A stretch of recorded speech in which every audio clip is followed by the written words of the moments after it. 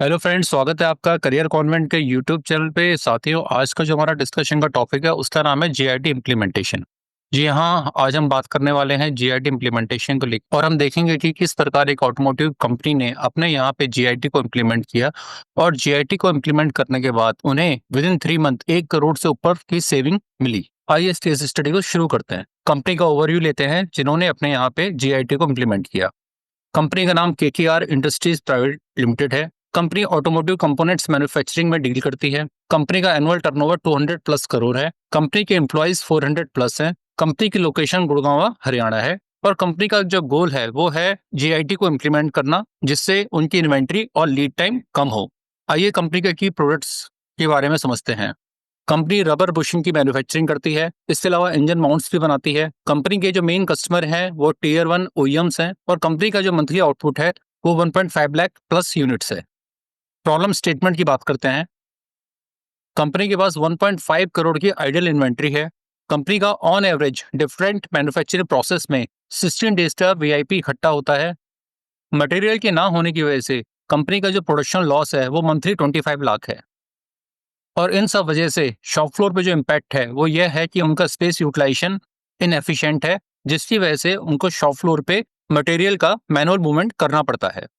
Company ने जब यह निश्चय किया कि उन्हें जीआईटी को इम्प्लीमेंट करना है तो उन्होंने उसके कुछ ऑब्जेक्टिव्स भी तय किए। उनका पहला ऑब्जेक्टिव था इन्वेंट्री को रिड्यूस करना। सेकंड ऑब्जेक्टिव था लीड टाइम को मिनिमाइज करना। तीसरा ऑब्जेक्टिव था शॉप फ्लोर यूटिलाइजेशन को बढ़ाना और चौथा ऑब्जेक्टिव था with in 3 month 1 crore plus की सेविंग करना। कंपनी ने सबसे पहले जीआईटी इम्प्लीमेंटेशन के लिए रोड मैप बनाया। आइए उनके इस रोड मैप को समझते हैं।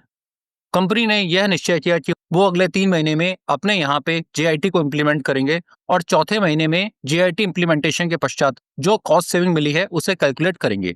आइए उनके इस रोड मैप को समझते हैं। टीम ने सबसे पहले टीम फॉर्मेशन और ट्रेनिंग की बात की, जिसे उन्होंने 1 वीक में कंप्लीट करने का निश्चय किया। सेकंड स्टेप में उन्होंने करंट स्टेट बीएसएम मैपिंग की बात की। इस एक्टिविटी को भी उन्होंने 2nd वीक में खत्म करने का निश्चय किया।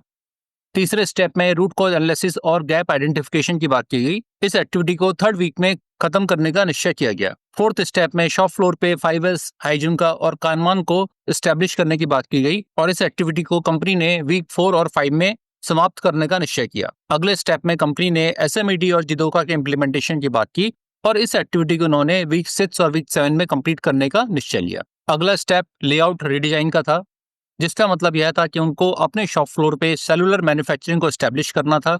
इस एक्टिविटी को उनको 8 to 12 वीक में खत्म करना था। इस प्रकार हम देखते हैं कि जीआईटी की इस जर्नी को कंपनी ने 1 अप्रैल 2025 में स्टार्ट करने का निश्चय किया और इसके साथ ही 3 महीने के ड्यूरेशन में इस एक्टिविटी को 30 जून 2025 में खत्म करने का निश्चय लिया गया। इसके साथ ही कंपनी ने यह भी निश्चय किया कि वे चौथे महीने में जीआईटी इम्प्लीमेंटेशन के पश्चात कॉस्ट सेविंग को कैलकुलेट करेंगे।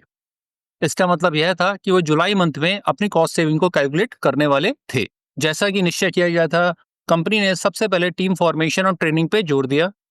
इसके लिए उन्होंने 7 से 8 मेंबर की एक टीम बनाई और उनको जीआईटी के बारे में प्रॉपर ट्रेनिंग दी गई।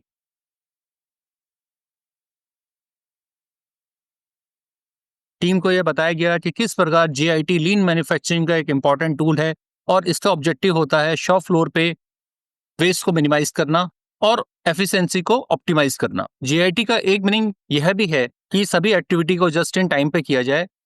इसका मतलब यह होता है कि जिस समय पे जिस चीज की जरूरत हो वही चीज हमारे पास अवेलेबल होनी चाहिए। इसके अलावा किसी भी और चीज पे रिसोर्स को लगाना वेस्टेज माना जाएगा। अब चूंकि जीआईटी इम्प्लीमेंटेशन के लिए एक टीम बन चुकी थी, तो टीम ने सबसे पहले यह निश्चय किया कि वे अपने इंजन माउंट की असेंबली पे जीआईटी को इम्प्लीमेंट करेंगे। इसके लिए टीम को इंजन माउंट के प्रोसेस फ्लो को मैप करना था। आइए देखते हैं उनके इस प्रोसेस में कौन कौन से स्टेप्स आते हैं। इंजन माउंट असेंबली के लिए जो सबसे पहला स्टेप होता है वो है रॉ मटेरियल रिसिप्ट। जी हाँ, कंपनी ये बात कर रही थी कि उन्हें इंजन माउंट की असेंबली के लिए सबसे पहले रॉ मटेरियल की रिसिप्ट की रिक्वायरमेंट थी, जो कि स्टील प्लेट और रबर के फॉर्म में आता था। जो सेकंड स्टेज थी वो थी सीएनसी मशीनिंग। सीएनसी मशीनिंग पे प्लेट कटिंग और शेपिंग की एक्टिविटी होती थी। थर्ड स्टेज पे रबर मोल्डिंग की एक्टिविटी थी। फोर्थ स्टेज पे वेल्डिंग और ब्रैकेट असेंबली की बात कही गई थी। फिफ्थ स्टेज पे सरफेस फिनिशिंग की बात की गई सरफेस फिनिशिंग का मतलब यहाँ पर यह था कि टीम को अपने इंजन माउंट के ऊपर पाउडर कोटिंग करनी थी। अगले स्टेज में फाइनल असेंबली की बात की गई और सबसे लास्ट स्टेज में इंस्पेक्शन और पैकिंग की बात कही गई। इस स्टडी को बेटर तरीके से समझने के लिए आपको ये जानना जरूरी है कि इंजन माउंट क्या होता है। देखिए, इंजन माउंट एक कंपोनेंट होता है जो कि इंजन ब्लॉक के ऊपर लगाया जाता है। इस पिक्चर में इंजन माउंट को दिखाया गया है। ये कंप्लीट इंजन है, ये इंजन माउंट है और ये इंजन माउंट का एक बड़ा व्यू यहाँ पे दिखाया गया है। इस इंजन माउंट को इंजन ब्लॉक के ऊपर असेंबल किया जाता है और कुछ इस तरह से इंजन ब्लॉक देखने के लिए मिलता है। फर्स्ट वीक की एक्टिविटी कंप्लीट हो चुकी थी। अब टाइम था current state value stream mapping का। इस एक्टिविटी को वीक 2 में लिया गया था।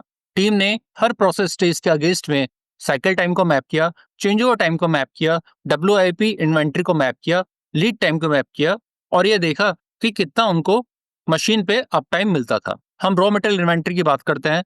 रॉ मटेरियल इन्वेंट्री 7 डेज की शॉप फ्लोर पे रहती थी और इसका लीड टाइम 5 डेज था। CNC मशीनिंग की बात करते हैं। CNC मशीनिंग का साइकिल टाइम 2 मिनट पर पीस था और मशीन का चेंज ओवर टाइम 30 मिनट था। CNC मशीन पे 1 डे की इन्वेंट्री हमेशा रहती थी और मशीन का लीड टाइम 2 डेज था। मशीन का अप टाइम केवल 85% था। रबर मोल्डिंग और ट्रिमिंग की बात करते हैं। इस ऑपरेशन का साइकिल टाइम 4 मिनट पर पीस था। चेंज ओवर टाइम मशीन का 45 मिनट था। मशीन पे 1 डे की WIP इन्वेंट्री रहती थी और मशीन का लीड टाइम 1.5 डेज था। मशीन का अप टाइम केवल 80% था। वेल्डिंग एंड असेंबली की बात करते हैं। इस प्रोसेस का साइकिल टाइम 3 मिनट पर पीस था। चेंज ओवर टाइम 20 मिनट था। WIP इन्वेंट्री इस मशीन पे 2 डेज की रहती थी। लीड टाइम इस मशीन का 2 डेज था और मशीन का अप टाइम 90% था। सरफेस फिनिशिंग का साइकिल टाइम 6 मिनट पर पीस था। चेंज ओवर टाइम 60 मिनट था। सरफेस फिनिशिंग पे WIP इन्वेंट्री 2.5 डेज की रहती थी और इस ऑपरेशन का लीड टाइम 1 डे था। इस प्रोसेस का अप टाइम 70% था। फाइनल असेंबली की बात करें तो यहाँ पर साइकिल टाइम 3 मिनट पर पीस था। Change over time final assembly पे 20 मिनट था। असेंबली पे 2 डेज की इन्वेंट्री हमेशा रहती थी और असेंबली का लीड टाइम 2 डेज था। असेंबली के अप टाइम की बात करें तो यह केवल 85% था। इंस्पेक्शन एंड पैकिंग में 1 मिनट पर पीस का साइकिल टाइम था। यहाँ पे चेंज ओवर टाइम 10 मिनट था। WIP इन्वेंट्री 0.5 डेज की हमेशा रहती थी और यहाँ पे लीड टाइम जो था वो 0.5 डेज था। इंस्पेक्शन और पैकिंग पे जो टोटल अप टाइम था वो केवल 95% था। अगर हम टोटल लीड टाइम को जोड़ते हैं तो हम ये देखते हैं कि सारे प्रोसेस में जो टोटल चेंज ओवर टाइम था वो 185 मिनट था।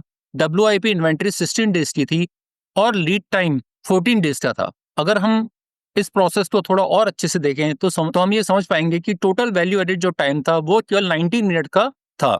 इस पूरी शीट की समरी यह थी कि 95% से ऊपर जो टाइम था वो नॉन वैल्यू एडिट में वेस्ट हो रहा था, जिसका रीजन था कि प्रोसेस के बीच में वेटिंग टाइम काफी अधिक था। इन्वेंट्री हर प्रोसेस पे पाइल अप थी, बैच प्रोसेसिंग फॉलो होती थी और इनएफिशिएंट फ्लो लाइंस पे था। देखिए, यहाँ पे अप टाइम की बात की गई है तो अप टाइम का यहाँ पे मतलब है ओवरऑल इक्विपमेंट एफिशिएंसी से। अब ये ओवरऑल इक्विपमेंट एफिशिएंसी क्या होती है, इसे समझने के लिए आप मेरे चैनल की दूसरी वीडियो को रेफर करें।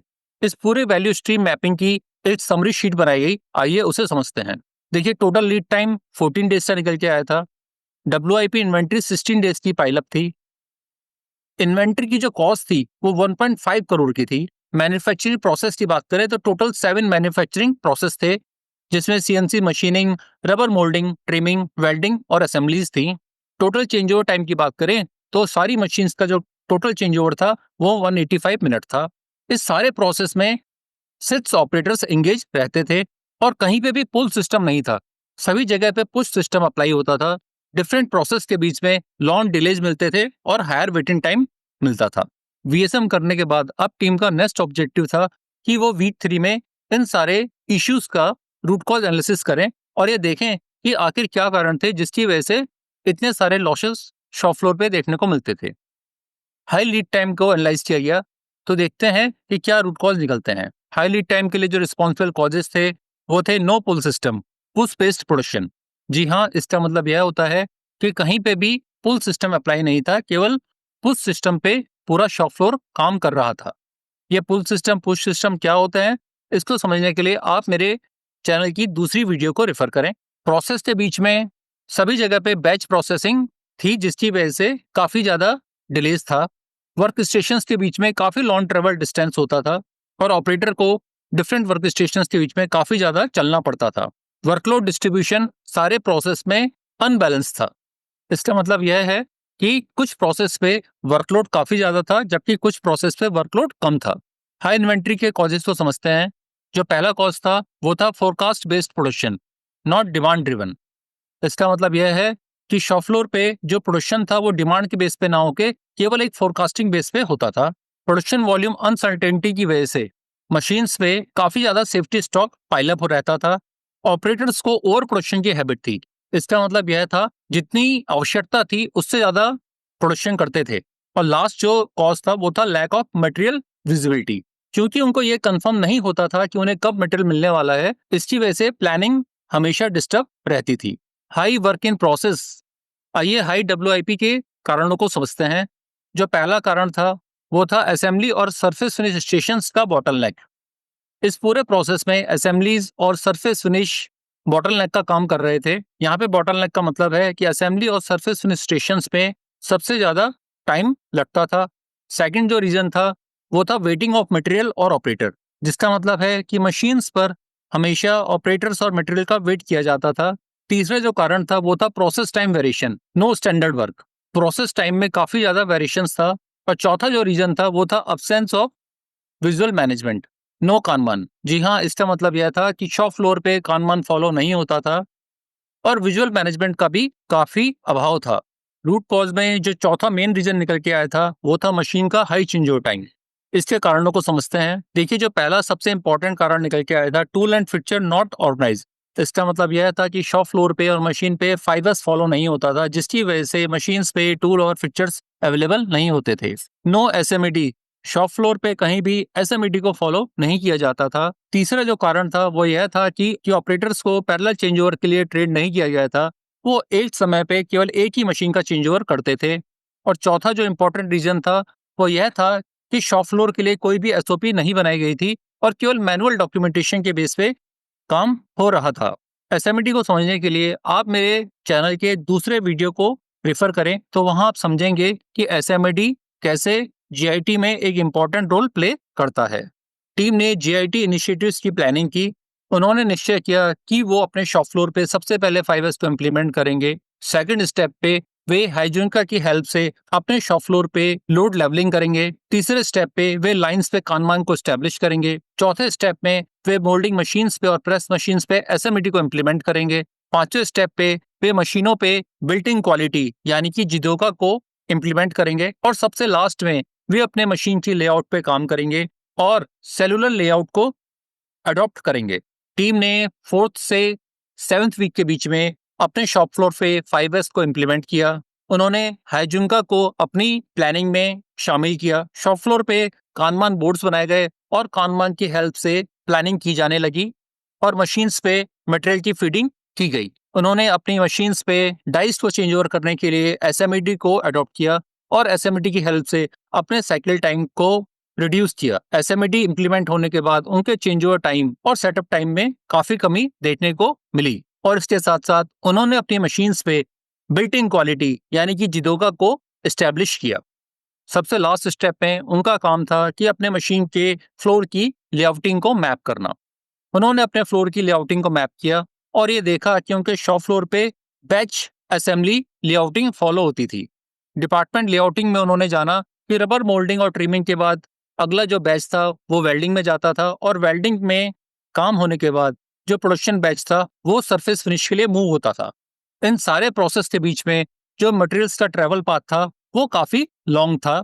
इन क्रिटिकल स्टेशंस पे सेटअप टाइम भी काफी ज्यादा था जो कि 125 मिनट था। इन सारे स्टेशंस के बीच में डब्ल्यूआईपी लगभग 5.5 दिन की इकट्ठा थी और डिफरेंट प्रोसेस के बीच में फ्रीक्वेंट डिलेज थे और काफी लंबी क्यू देखने के लिए मिलती थी। आपकी बेटर अंडरस्टैंडिंग के लिए मैं बता देता हूँ कि बैच प्रोडक्शन एक इस तरह का लेआउट होता है जहाँ पे एक स्टेशन से दूसरे स्टेशन के बीच में एक प्रोडक्शन बैच को मूव कराया जाता है।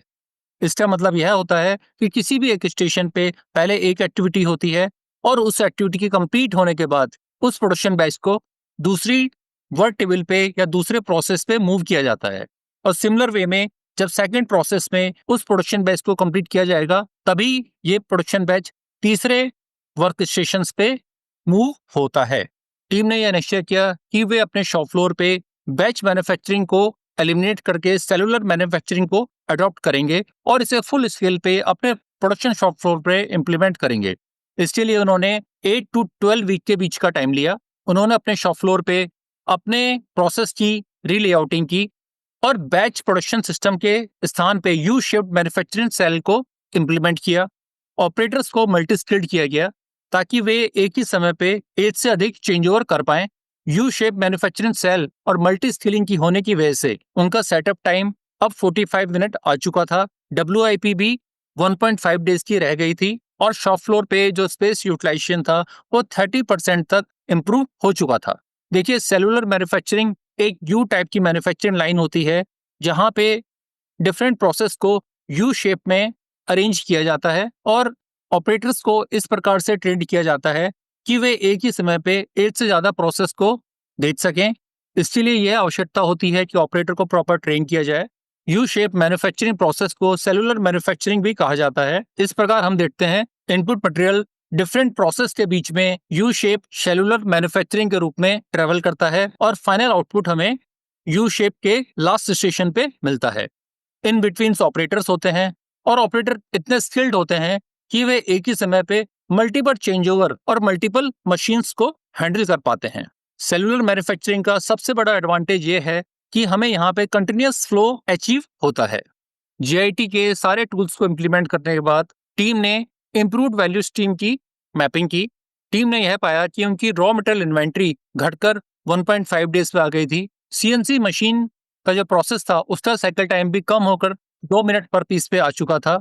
CNC मशीन का प्रोसेस टाइम भी घटकर 2 मिनट पर पीस पे आ चुका था। चेंज ओवर टाइम 10 मिनट हो चुका था और WIP इन्वेंट्री भी केवल 0.5 डेज की थी। यहाँ पर लीड टाइम भी 0.5 डेज रह गया था। रबर मोल्डिंग मशीनिंग की बात करते हैं, रबर मोल्डिंग ट्रिमिंग ऑपरेशन की बात करते हैं। यहाँ पर साइकिल टाइम 4 मिनट पर पीस था। चेंज ओवर टाइम भी घटकर 15 मिनट पर आ चुका था और WIP इन्वेंट्री भी 0.5 डेज की रह गई थी। वेल्डिंग एंड असेंबली प्रोसेस की बात करते हैं। यहाँ पर साइकिल टाइम 3 मिनट पर पीस रह गया था। चेंज ओवर टाइम भी घटकर 10 मिनट हो चुका था और WIP इन्वेंट्री भी केवल 0.5 डेज की रह गई थी। सिमिलर वे में सरफेस फिनिश पे साइकिल टाइम 6 मिनट का आ चुका था और चेंज ओवर टाइम केवल 20 मिनट का रह गया था। फाइनल असेंबली में साइकिल टाइम 3 मिनट पर पीस पे आ चुका था और चेंज ओवर टाइम 10 मिनट हो गया था। इंस्पेक्शन एंड पैकेजिंग की बात करते हैं। यहाँ पर साइकिल टाइम 1 मिनट पर पीस हो गया था और चेंज ओवर टाइम 5 मिनट रह गया था। इस पूरे वैल्यू स्ट्रीम मैपिंग में अगर हम चेंज ओवर टाइम को जोड़ते हैं तो हम देखते हैं कि जो टोटल लीड टाइम था वो पूरे मैन्युफैक्चरिंग प्रोसेस में अब 70 मिनट पे आ चुका था।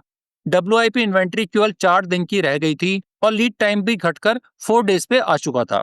SMED और जिदोका के इम्प्लीमेंटेशन के पश्चात जो मशीन्स का अप टाइम था वो सबका 85% से ऊपर आ चुका था। टोटल वैल्यू एडेड टाइम की बात करते हैं तो टोटल वैल्यू एडेड टाइम अब 90 मिनट आ चुका था। आइए VSM बिफोर और आफ्टर की कंडीशंस को समझते हैं।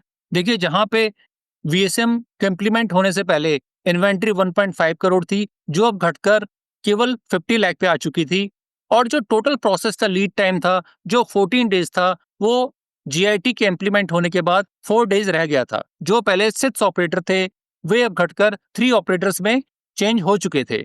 जहां पर GIT इम्प्लीमेंटेशन से पहले पुश सिस्टम पे काम होता था वहां पर GIT के इम्प्लीमेंटेशन के बाद पुल सिस्टम और कानमान के साथ काम होने लगा था।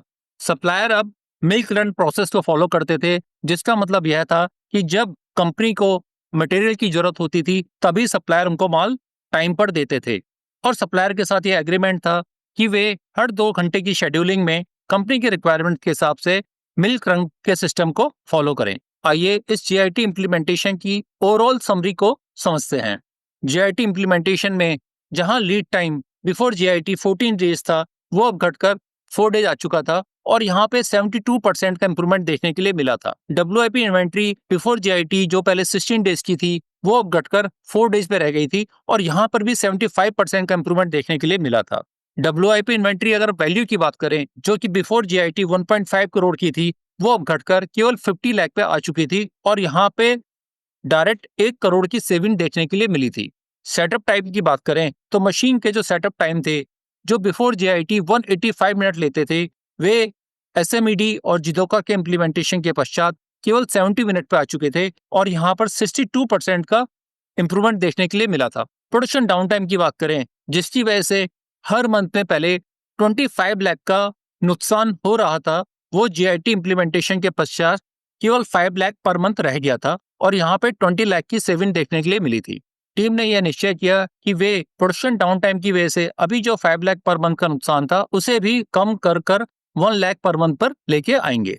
जैसा कि टीम ने निश्चय किया था कि वे चौथे मंथ में कॉस्ट सेविंग को कैलकुलेट करेंगे, तो आइए देखते हैं कि उनकी कॉस्ट सेविंग होने वाली थी। टीम को इन्वेंट्री होल्डिंग कॉस्ट में 1 करोड़ की सेविंग मिली थी। सेटअप टाइम कम होने की वजह से जो उनको सेविंग मिली थी वो 20 लाख की थी। लॉजिस्टिक एंड हैंडलिंग में कंपनी को 10 लाख की सेविंग जीआईटी के इम्प्लीमेंटेशन के बाद मिली थी। मैन पावर ऑप्टिमाइजेशन की बात करें तो मैन पावर ऑप्टिमाइजेशन की वजह से कंपनी को 5 लाख की सेविंग देखने के लिए मिली थी। और अगर हम इस टोटल सेविंग को जोड़ देते हैं तो कंपनी को विद इन 3 मंथ 1.35 करोड़ की सेविंग देखने के लिए मिली थी, जो कि बहुत ही अच्छी सेविंग थी। इस पूरे प्रोजेक्ट में कंपनी और टीम को क्या लर्निंग मिली, आइए उसे देखते हैं। टीम ने लीन एंड फ्लो की इंपॉर्टेंस को समझा। उन्होंने यह देखा कि शॉप फ्लोर पे विजुअल केपीआई बोर्ड्स होने से किस प्रकार ऑपरेटर्स अवेयर होते हैं और अपने रिस्पॉन्सिबिलिटी को अच्छे से निभाते हैं। इस पूरे जीआईटी की जर्नी में ऑपरेटर्स के सजेशंस भी लगभग 3 टाइम बढ़ चुके थे और काफी सारे काइजेंस को शॉप फ्लोर पे इम्प्लीमेंट किया गया था। डेली गैम्बा वॉक होने की वजह से शॉप फ्लोर पे काफी सारे इंप्रूवमेंट्स टीम को देखने के लिए मिले थे। इस पूरी जीआईटी की जर्नी में क्योंकि डिफरेंट डिपार्टमेंट्स ने रोल प्ले किया था, तो क्रॉस फंक्शनल टीम की वजह से शॉप फ्लोर पे काफी ज्यादा सिनर्जी देखने के लिए मिली थी। और टीम ने यह जाना कि किस प्रकार जब क्रॉस फंक्शनल टीम किसी प्रोजेक्ट पे काम करती हैं तो अपने टारगेट को जल्दी से जल्दी अचीव कर पाती हैं। इस पूरी केस स्टडी से हमें क्या कंक्लूजन मिलते हैं, आइए उन्हें समझते हैं। जो पहला कंक्लूजन है वो यह है कि जेआईटी और सेलुलर मैन्युफैक्चरिंग क्विक आरओआई के लिए काफी इंपॉर्टेंट है। यहाँ पे आरओआई का मतलब रिटर्न ऑफ इन्वेस्टमेंट है। जी हाँ, इसका मतलब यह है कि जेआईटी और सेलुलर मैन्युफैक्चरिंग की वजह से हमें अपने इन्वेस्टमेंट पे रिटर्न कम से कम समय में मिलता है। जीआईटी शॉप फ्लोर पे इन्वेंट्री को रिड्यूस करने पे एक इम्पॉर्टेंट रोल प्ले करती है। जैसा कि हमने इस केस स्टडी में देखा कि जीआईटी के इम्प्लीमेंटेशन के पश्चात जो 1.5 करोड़ की इन्वेंट्री थी वो केवल अब 50 लाख पे रह गई थी। प्रोडक्शन जो लीड टाइम था वो भी घटकर 72% रह गया था। इसका मतलब यह है कि जब हम जीआईटी को शॉप फ्लोर पे इम्प्लीमेंट करते हैं तो जीआईटी के लिए एसएमईडी और जिदोका को भी हम शॉप फ्लोर पे इम्प्लीमेंट करते हैं और हमें प्रोडक्शन लीड टाइम में रिडक्शन देखने के लिए मिलता है। इस पूरी जीआईटी की जर्नी में शॉप फ्लोर वर्कफोर्स काफी ज्यादा एम्पावर्ड थी और वे अपने डिसीजन टाइम से लेती थी। सबसे बड़ा कंक्लूजन ये रहा कि जीआईटी की जर्नी में हम एक major cost saving shop floor पे मिलती है। जैसा कि हमने इस पूरे प्रोजेक्ट में देखा कि कंपनी ने विद इन 3 मंथ में 1.35 करोड़ की सेविंग करके दिखाई थी। फ्रेंड्स, मैं उम्मीद करता हूँ कि ये केस स्टडी आपके लिए काफी नॉलेजेबल रहेगी और इस केस स्टडी के हेल्प से आपने यह समझा कि किस प्रकार शॉप फ्लोर पे जीआईटी के इम्प्लीमेंटेशन के पश्चात आप अपने इन्वेंट्री और लीड टाइम के लॉसेस को कम कर सकते हैं। आपको अगर ये केस स्टडी अच्छी लगी है तो चैनल को लाइक करें, केस स्टडी को शेयर करें और अपने कमेंट दें। आज के लिए इतना ही। नमस्कार, जय हिंद।